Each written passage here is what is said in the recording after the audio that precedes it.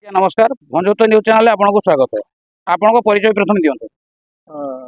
ନମସ୍କାର, ମୁଁ ପ୍ରକାଶ ଚନ୍ଦ୍ର ଖଣ୍ଡା, ପୁରୀଖୁଣ୍ଟା, ଥାନା ବଡ଼ସାହି, ମୟୂରଭଞ୍ଜ। ଆଚ୍ଛା ଆପଣଙ୍କର କ'ଣ ଅସୁବିଧା ହେଇଛି? ଆପଣ ଯେଉଁ ଆମକୁ କହିଲେ ଯେ ଅସୁବିଧା ହେଇଛି ବ୍ୟାଙ୍କରେ, ସେଇଟା କେଉଁ ବ୍ୟାଙ୍କରେ ଅସୁବିଧା ହେଇଛି ଆଉ କ'ଣ ଅସୁବିଧା ହେଇଛି, କେଉଁ ଟାଇପ୍ର ଆପଣ ଅସୁବିଧାର ସମ୍ମୁଖୀନ ହେଉଛନ୍ତି, ତାର ବିସ୍ତୃତ ଭାବରେ ଟିକେ ଆପଣ କୁହନ୍ତୁ। ଆଜ୍ଞା, ମୋ ମିସେସ୍ ନାଁରେ ଗୋଟେ କୋଲ୍ଡ ଷ୍ଟୋରେଜ୍ ଆପ୍ଲାଏ କରିଥିଲୁ। ତାପରେ ଏବେ ବ୍ୟାଙ୍କ ଅଫ୍ ଇଣ୍ଡିଆରୁ ଫାଇନାନ୍ସ ପାଇଁ ଆପ୍ଲାଏ କରିଥିଲୁ। ଯାହା ହଉ ଦୀର୍ଘ ଦିନ ପରେ ସେ ସାଙ୍କସନ୍ କଲେ, ମାର୍ଚ୍ଚରେ ସାଙ୍କସନ୍ କଲେ। କିନ୍ତୁ ଆମକୁ ମେସେଜ୍ ଆସିଲା 8 ଲକ୍ଷ ଟଙ୍କା ପାଖାପାଖି ଛାଡ଼ିଛନ୍ତି। କିନ୍ତୁ ଆମେ ଯେତେବେଳେ ଗଲୁ ପଇସା ଉଠାଇବା ଲାଗି କିଛି ଦିନ ତଳେ ମାନେ ଜଷ୍ଟ ମାର୍ଚ୍ଚ ଏପ୍ରିଲରେ ଗଲୁ, କହିଲେ ହଁ ପଇସା ଲାଗିଛେ କିନ୍ତୁ ତୁମର ପଲ୍ୟୁସନ୍ ନାହିଁ। ପଲ୍ୟୁସନ୍ ମୁଁ କହିଲି ସେତେବେଳେ ସାଙ୍କସନ୍ କରିଦେଲେ, ଆଉ ଜାଣିନଥିଲି ପଲ୍ୟୁସନ୍ ନାହିଁ ବୋଲି। ନା ସାଙ୍କସନ୍ କରିଦେଲେ, ଆଉ ଆପଣ ପଲ୍ୟୁସନ୍ ଦେଲେ ପଇସା ଦେବା। ପଲ୍ୟୁସନ୍ ନହେଲେ ବି ଆପ୍ଲାଏ ଖାଲି କାଗଜଟା ଦେଖେଇଲେ ବି ଦେବା। ପଲ୍ୟୁସନ୍ ଆପ୍ଲାଏ କରି କାଗଜ ଦେଖେଇଲି, କହିଲେ ପଲ୍ୟୁସନ୍ ସାର୍ଟିଫିକେଟ୍ଟା ଆଣନ୍ତୁ।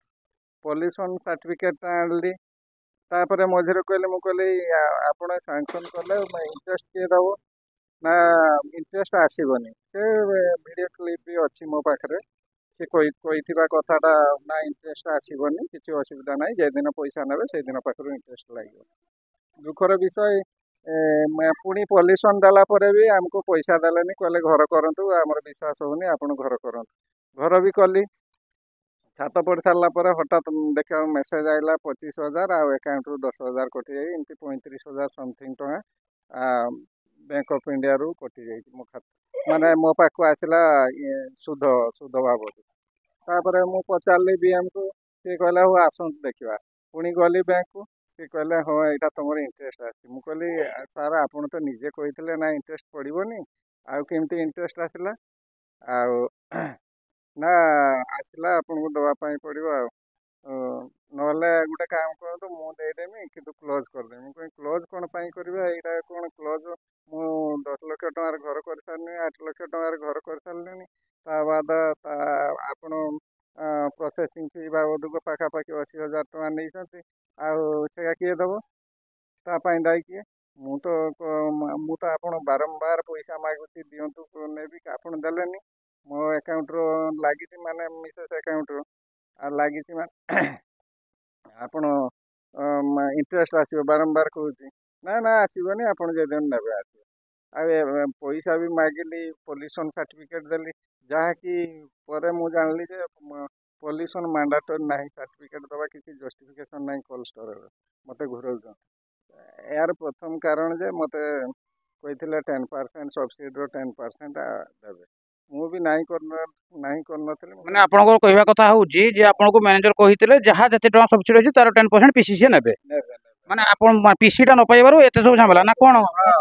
ସେଇ ମେନ୍ 10% ଆମେ ଦେଇନୁ ବୋଲି ଦୁର୍ଭାଗ୍ୟ ଆମର ଦରଖାଣ୍ଡିଆ ହେଇକି ପଡ଼ିଛି। କେହି ଇଆଡ଼ୁ କିଛି କରିପାରୁନେ, ପଇସା ବ୍ୟାଙ୍କରୁ ଛାଡ଼ୁନାହାନ୍ତି। ଆପଣମାନେ ଦେଖିପାରୁଛନ୍ତି, ଇଏ ଗଭର୍ଣ୍ଣମେଣ୍ଟ ବ୍ୟାଙ୍କ ଅଫ୍ ଇଣ୍ଡିଆ ଭଳିଆ ବ୍ୟାଙ୍କରେ ମ୍ୟାନେଜରଙ୍କର କେଉଁ ଭଳିଆ ବିହେଭିଅର ବା ଆଚରଣ। ସିଏ ଏତେ ଟଙ୍କା ଦରମା ପାଇଲା ପରେ ବି ତାଙ୍କ ପେଟ ପୁରୁନାହିଁ। ଯେ ଜଣେ ସାଧାରଣ ଗରିବ ଲୋକଟିଏ, ସିଏ ଯେ କି ଦୁଃଖ କଷ୍ଟ କରିକି ଗୋଟେ କଷ୍ଟର କରିଛି ବା ଶୀତଳ ଭଣ୍ଡାରଟିଏ କରିଛି, ସରକାରଙ୍କ ପ୍ରକଳ୍ପକୁ ଆଣିକି ଆଣିକି ଧୋଇ ପାରିଛି, ସେଇଟା ସବୁଠୁ ବଡ଼ କଥା। ସିଏ ଘର କରିସାରିଛି, ଛାତ ପକାଇ ସାରିଛି, ମ୍ୟାନେଜର ଯାଇକି ଦେଖିବା ସତ୍ତ୍ୱେ ବି ତାପରେ ବି ତାକୁ ଟଙ୍କା ନ ଦେବା, ଇଏ ଆଠୁ ମାନେ ଦୁଃଖ ଆଉ ପରିତାପର ବିଷୟ କ'ଣ ହେଇପାରେ? ତାପରେ ଏଠି ଆଉ ଗୋଟେ କଥା ଉଠିଛି କ'ଣ ନା ପିସି।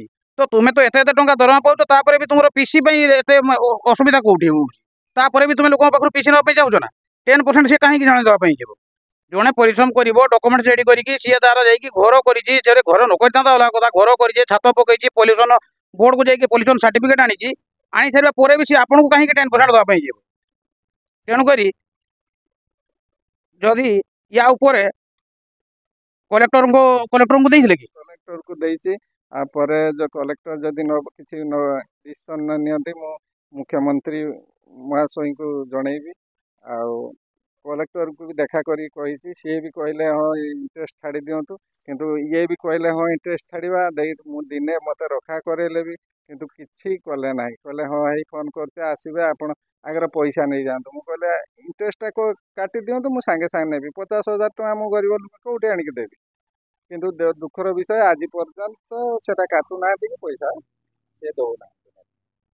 ଠିକ୍ ଅଛି, କଲେକ୍ଟରଙ୍କୁ ବି ଏ ବାବଦରେ ଅବଗତ କରାଯାଇଛି। କଲେକ୍ଟର ମଧ୍ୟ କହିଛନ୍ତି ଯେ ଇଣ୍ଟରେଷ୍ଟକୁ ଛାଡ଼ି ଦେବା ପାଇଁ, କିନ୍ତୁ ବ୍ୟାଙ୍କ ମ୍ୟାନେଜର ଗୋଟେ ଆକ୍ରୋଶମୂଳକ ଭାବରେ ସିଏ ହଇରାଣ ହରକତ କରିବା ଚକ୍କରରେ ରହିଛନ୍ତି। ତେଣୁକରି ୟା ଉପରେ ଉପରିସ୍ଥ ଅଧିକାରୀମାନେ ନଜର ପକାନ୍ତୁ। ଆଉ ୟାଙ୍କୁ ଏଇ ଯେଉଁ ପ୍ରକାଶ ଚନ୍ଦ୍ର ଖଣ୍ଡା ଅଛନ୍ତି ତାଙ୍କ ପତ୍ନୀଙ୍କ ନାମରେ, ସହଧର୍ମିଣୀଙ୍କ ନାଁରେ ଯେଉଁ ହେଇଛି ଆପଣଙ୍କର କୋଷ୍ଟର ଲୋନ୍, ଆପଣଙ୍କ ନାଁଟା ଏଲିନା ମଞ୍ଜୁରୀ ଖଣ୍ଡା, ସିଏ କେମିତି ନ୍ୟାୟ ପାଇବେ ସେଥିପ୍ରତି ଦୃଷ୍ଟି ଦିଅନ୍ତୁ। ଏପର୍ଯ୍ୟନ୍ତ ସୁଦ୍ଧା ବ୍ୟାଙ୍କ ମ୍ୟାନେଜରଙ୍କ ସହିତ ଆମର ଯୋଗାଯୋଗ ହେଇପାରିନି। ଆମେ ବ୍ୟାଙ୍କ ମ୍ୟାନେଜର ପାଖରୁ ବି ବାଇଟ୍ ନେବା ପାଇଁ ଚେଷ୍ଟା କରିବୁ। ଭଞ୍ଜୟୁକ୍ତ ନ୍ୟୁଜ୍ ଚ୍ୟାନେଲରୁ ମୁଁ ସୁଭାଷିଷ କୁମାର ଚୌଧୁରୀଙ୍କ ସହିତ ଅଞ୍ଜନ କୁମାର ଦାସ।